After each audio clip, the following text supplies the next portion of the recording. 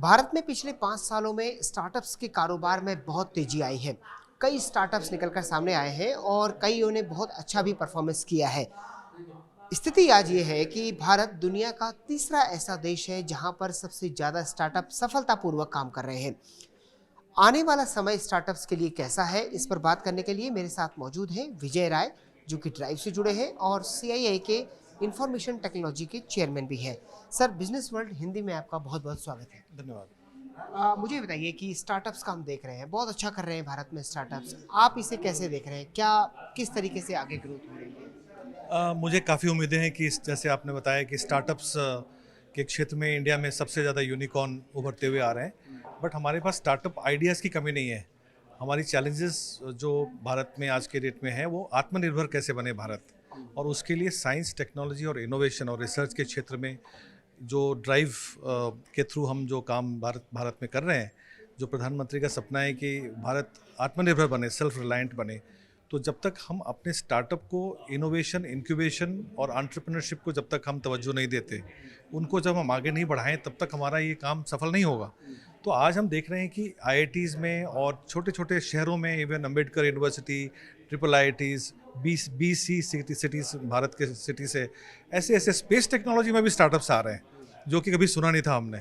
जो लोग इनोवेटिव काम कर रहे हैं, वो दुनिया की जो प्रॉब्लम्स हैं, उन प्रॉब्लम को सॉल्व करने के लिए artificial intelligence, machine learning, IoT, agrotech, space technology, water, air pollution, इन सारे क्षेत्र में भी लोग काफ़ी आ रहे हैं। और हमारा सपना भी है कि जो भी हमारा ग्रोथ हो, ग्रीन ग्रोथ हो, जो यूनाइटेड नेशन का एजेंडा है, green growth and sustainable growth, इसके ऊपर बहुत सारे सोल्यूशंस हमारे पास आ रहे हैं। तो आज का ये जो कॉन्फ्रेंस हम यहाँ कर रहे हैं, उस कॉन्फ्रेंस के माध्यम से भी हम स्टार्टअप्स को बढ़ावा देना चाह रहे हैं और इनोवेटर्स को भी चाह रहे हैं कि उनको एक स्पेस मिले उनके टेक्नोलॉजीज़ को पायलट करने के लिए और सोल्यूशंस को इम्प्लीमेंट करने के लिए, जिससे भारत का सपना जो है वो साकार हो कि हम आत्मनिर्भर बने और हमारी एम्प्लॉयमेंट ग्रोथ जनरेशन भी इस क्षेत्र में काफ़ी बढ़े।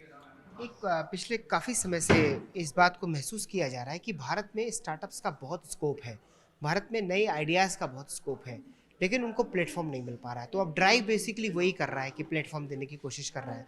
किस तरीके से आप एक स्टार्टअप को प्लेटफॉर्म प्रोवाइड कराएंगे, फाइनेंशियल एड देंगे या प्लेटफॉर्म देंगे, किस तरीके से काम होगा? भारत सरकार के principal scientific adviser to government of India की ऑफिस ने इस ड्राइव को सीड किया है और इसके माध्यम से प्रधानमंत्री के साइंस, टेक्नोलॉजी और इनोवेशन टेक्नोलॉजी काउंसिल के एडवाइस से ये फॉर्म हुआ था कि भारत में कुछ ऐसे साइंस टेक्नोलॉजी क्लस्टर्स बने और भारत सरकार उनको सीड फंडिंग भी करे कुछ हद तक, और टेक्नोलॉजी ऐसी हो जो कि सोल्यूशन स्पेसिफिक हो।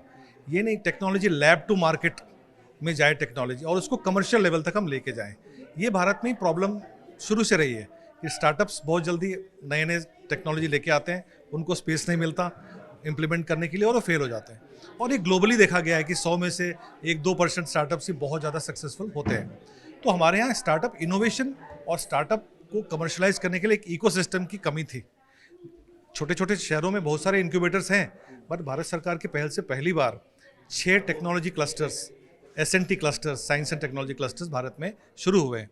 उसमें से दिल्ली एनसीआर का एक बहुत बड़ा रीजन यहाँ है, जहाँ पर हमारा ऑलरेडी कॉर्पोरेट्स का हब है और ऑलरेडी हमारे पास साइंस टेक्नोलॉजी के क्षेत्र में बड़ी बड़ी कंपनीज यहाँ पर मौजूद हैं। तो हमने कॉर्पोरेट, एकेडेमियाज, इंडस्ट्री के साथ मिलके, इनोवेटर्स, एनजीओज के साथ मिलके, हर एक को फंडिंग एजेंसीज के साथ मिलके हमने ऐसा काम किया है कि स्टार्टअप्स को हम लोग इंक्यूबेट करें। और आईआईटी दिल्ली इम्प्लीमेंटेशन एजेंसी है भारत सरकार की, जो ड्राइव का जो मिशन है वो वहीं से फुलफिल हो रहा है। और इसके थ्रू हम different civic bodies, government bodies, हर जगह पे हम चाह रहे हैं कि स्टार्टअप्स को भी एक प्लेटफॉर्म मिले कि वो वहाँ अपने प्रोजेक्ट्स को पायलट कर सकें। तो हम इनको इंक्यूबेट करके उनको उनकी आवाज़ वहाँ तक पहुँचाने की कोशिश कर रहे हैं। So as a drive we are enablers to make not only startups, any science, technology, innovation solutions.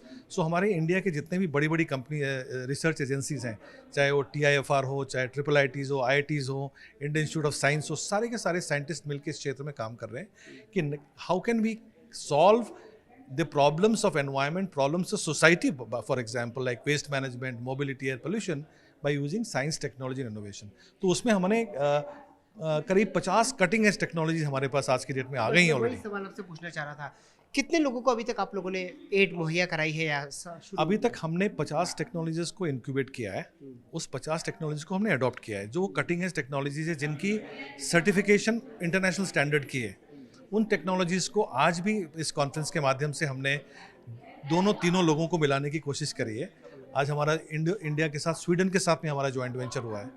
Gurgaon municipal development corporation के साथ में हमारा जॉइंट वेंचर एमओयू हुआ है। तो इन सारे क्षेत्र में हम लोगों ने स्टार्टअप्स के साथ पायलट्स ऑलरेडी शुरू कर दिए हैं और कम से कम 15-16 स्टार्टअप्स की पायलट्स और आने वाले दिनों में अभी शुरू होने जा रहे हैं। तो कुल मिलाकर स्टार्टअप्स के लिए मौजूदा समय भी अच्छा है और आने वाला समय भी लगातार अच्छा है, क्योंकि सरकार अब इस मोड में है कि वो स्टार्टअप्स को प्लेटफॉर्म भी मुहैया कराए और फाइनेंशियल एड भी मुहैया कराए। Lalit Narayan Kandpal, business world, Delhi.